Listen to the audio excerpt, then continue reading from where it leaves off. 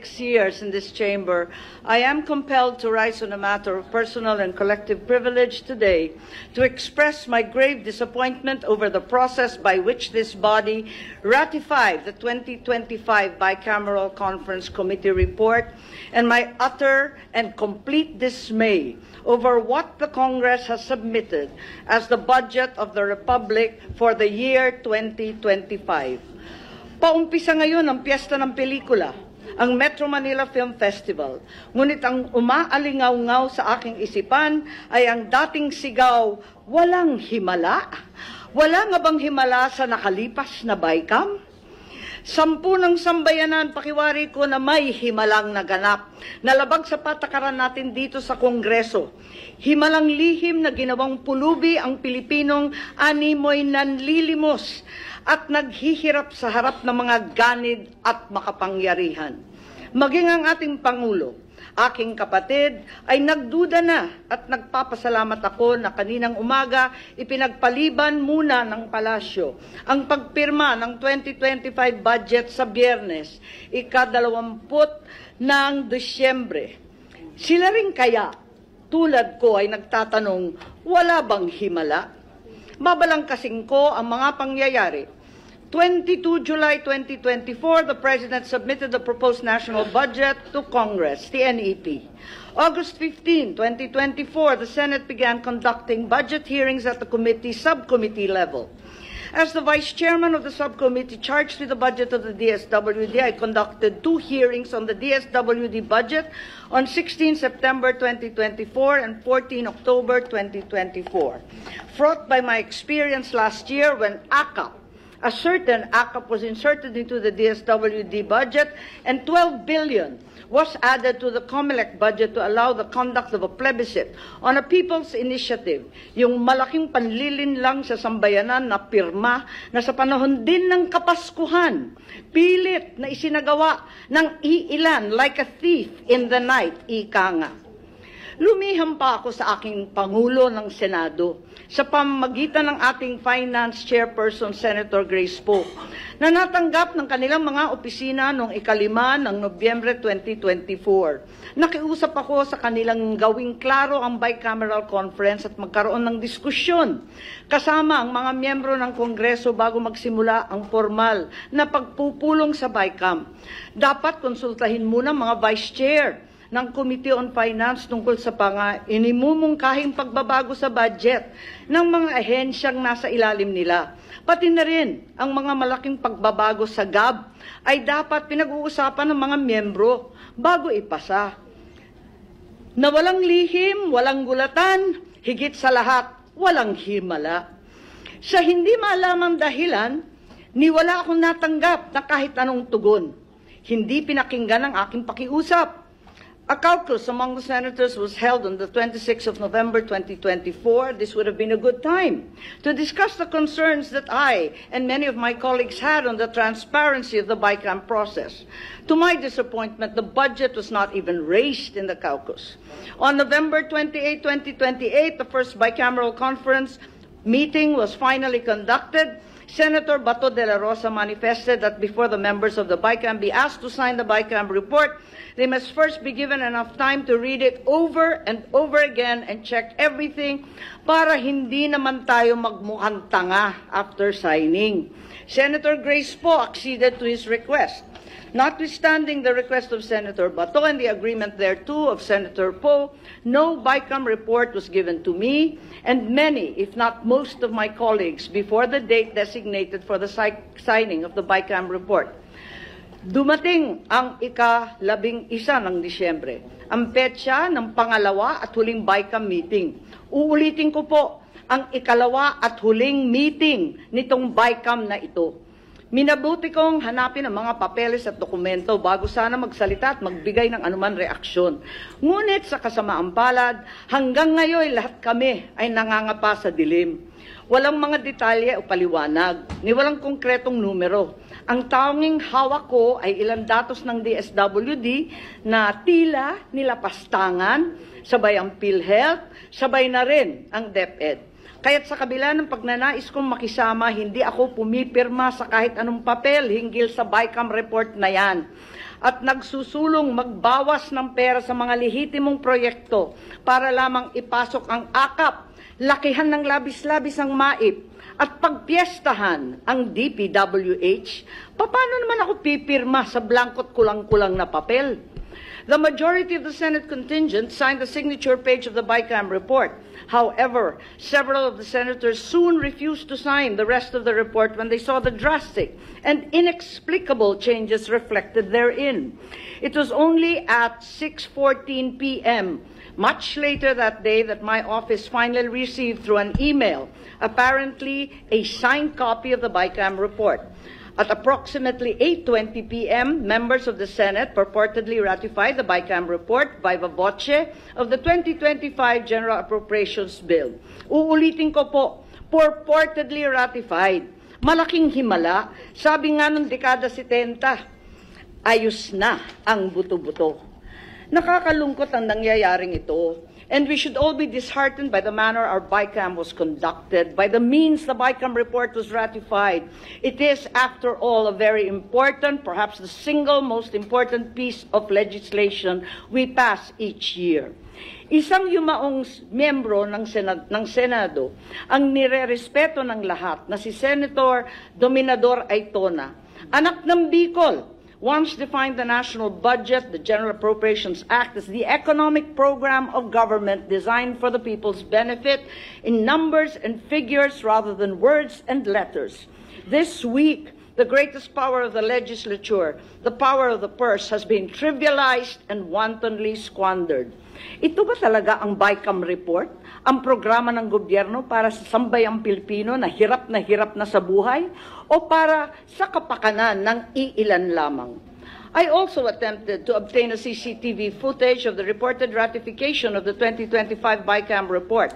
For some incomprehensible reason, the Senate Secretariat refused to oblige, alleging that a non-existent data privacy regulation prohibited my being provided a copy. They seem to forget that sessions in the Senate are public and are even live-streamed nationally. Nonetheless, the transcript reveals that the viva voce voting was conducted. Did we bother to ascertain how many senators were actually present on the floor at the time? I certainly was no longer there, and so many other senators had determined to depart. Would it have hurt to check if, as a parent, on so many other online videos, there were a mere 13 members present? As already pointed out, some of the members of the Senate only signed the signature page. After years as the Appropriations Vice Chairman for the opposition in the House, I know that it is custom and tradition as well in the Senate to sign each and every page. And since some of the senators, having never seen the BICAM report until that instant, refused to sign all the pages in the Senate copy of the BICAM report, would it not have been prudent to determine why did they refuse before proceeding to ratify it? Napirmahan nga ba ito? O isa na namang himala ang buo, kompleto, kada pahinang pagpirma ng mga senador natin? More disturbing is the fact that the BICAM report was ratified even though at the time there was no final version of the 2025 GAB report. Is it not the BICAM report that was supposed to embody all the changes that the bill had undergone during the BICAM conference? How can the BICAM committee release a BICAM report for the 2025 GAB when the actual 2025 GAB was still being finalized? Sunod-sunod, linuluto pa. At walang patid ata itong kababalaghan. Even as I speak, the final version of the 2025 General Appropriations Bill is yet to be printed. As late as yesterday, the 17th of December, those in charge of the budget, the real BICAM, are still trying to massage the budget. Masahe pa po. Allocating and adjusting among themselves and their associates the infrastructure and other projects so that those who are in their good graces get a piece of the proverbial pie. Some may argue that what will be contained in the GAB is reflected in the BICAM report and that therefore it's not necessary for the GAB to be finalized before the BICAM report is released.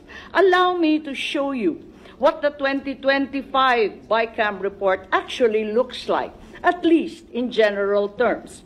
As an example, the DPWH budget has now bloated to a 1.113 trillion. The BICAM report shows that a total of 350,483 was added, while 61.834 was deducted, resulting in a net increase of 288.65 from the BICAM bill. In the summary report, there is a mere single line as an explanation for this massive increase, simply stating various infrastructure projects. This runs counter to our rules. You and I know that under Rule 12, Section 35 of the Rules of the Senate, the committee report must contain a detailed and sufficiently explicit statement of the changes or amendments to the subject measure. The same section also provides there must be a comparative presentation of the conflicting House and Senate provisions and a reconciled version thereof, along with the explanatory statement of the BICAM. Instead of that detailed explanation and comparative presentation demanded by our rules, we only got various infrastructure projects. VIPs pala. VIPs meaning very important persons. Sino-sino kaya sila? Gaya na sambit ko, hinihimay pa ang himala.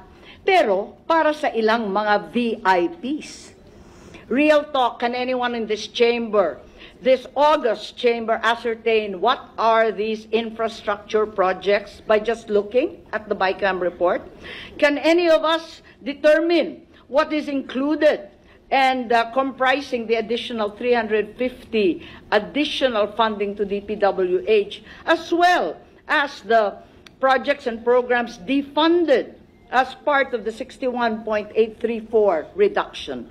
I plowed through that BICAM report, which I did not sign, hoping against all odds that there was a better explanation somewhere. Alas, there is not even a joint explanation narrating what these changes were about and why they came about. The explanation, therefore, of the 288.65 billion increase in DPWH is once again various infrastructure projects, ang mahiwagang VIP. Ang hinihimala pa nga, very important persons, very important party lists kaya? When we were asked to sign the BICAM report, did any one of us have any idea what specific projects were being funded? If our job is to decide which programs or projects are funded, then we are remiss in fulfilling our obligations by approving a BICAM report that explains the 288.65 billion increase in DPWH with just 3 miserable words. Habang masusing sinusuri ng ating mga kababayan ang bawat detalye ng kanilang resibo sa grocery, ang bill sa kuryente para tiyakin tama ang bawat sentimo kanilang binabayaran. Tayo naman dito sa Senado ay tila kontento ng pumayag sa 288 bilyong dagdag gamit lang ang 3 matalinhagang salita, VIP, various infrastructure projects. Sa totoo lang, ginagawa pa ba natin ang ating trabaho? Worse, the committee allotted a smaller budget to education than it did to DPWH, contrary to the clear command of Article 14, Section 5, Paragraph 5 of the Constitution, which requires that the state shall at all times assign the highest budgetary priority to education. Far from addressing the learning crisis and the decreasing digital divide, the BICAM cut 11 billion from the budget of DepEd, including 10 billion from the proposed computerization program. Sinabi ng Pangulo nung Lunes sa isang interview na ibabalik niya ang budget para sa computerization. Pero base sa BICAM report, ang suma total para sa edukasyon ay 925 billion lamang. At ito na ang kinukumpunin ng DepEd, ng SUKS, ng CHED at ng TESDA, 12 billion pa sa iba't ibang mga educational institutions. In contrast to that budget of 925, DPWH has a budget of 1.113 trillion, which is 188 billion more than the entire budget allocation for education. I need not explain further what a